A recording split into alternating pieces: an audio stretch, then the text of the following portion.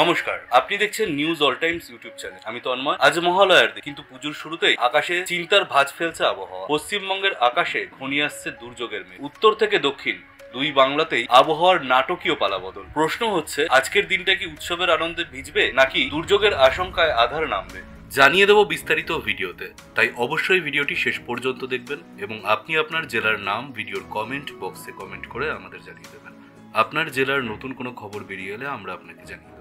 একটা ছোট্ট অনুরোধ আপনার কাছে, ভিডিওটিতে একটি লাইক করবেন এবং আপনি এই চ্যানেলটিতে নতুন হলে চ্যানেলটিকে সাবস্ক্রাইব করে পাশের বেল বাটনটি বাজিয়ে দেবেন পরবর্তী খবরগুলো সবার আগে দেখার জন্য।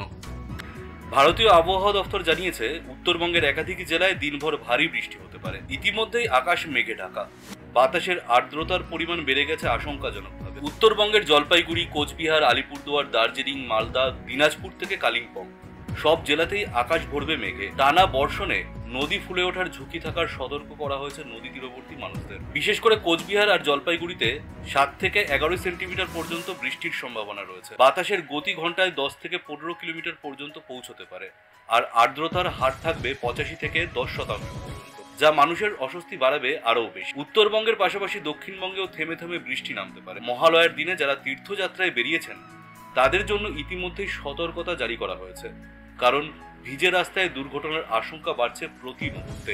আজকের গড় তাপমাত্রা থাকবে 26 থেকে 33 ডিগ্রির মধ্যে। তবে উত্তর ও দক্ষিণের আকাশে থাকবে তীব্র বৈপরীত্য। যেখানে উত্তরে দিনভর মেঘ, সেখানে দক্ষিণে শুধু ছিটে ফোটা বৃষ্টি। অতএব মহালয়ার দিনে যখন সমগ্র বাংলা দেবীকে আহ্বান জানাতে ব্যস্ত, তখন প্রকৃতিও যেন ভিন্ন সুরে বাজাচ্ছে তার ঢাক। প্রশ্ন থেকে যাচ্ছে, উৎসবের এই দিন কি ভিজে যাবে আনন্দে নাকি কালো মেঘ নামিয়ে আনবে দুর্যোগের অন্ধকার?